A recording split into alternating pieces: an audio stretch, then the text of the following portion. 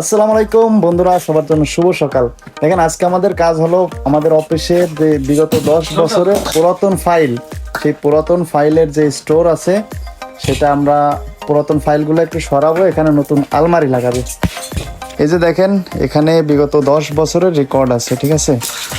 তো এই আলমারির ফাইলগুলো সব আমরা বের করব এবং নতুন আলমারি নিয়ে আসছে, এটা ওয়েল্ডিং করে এখানে বসাবে।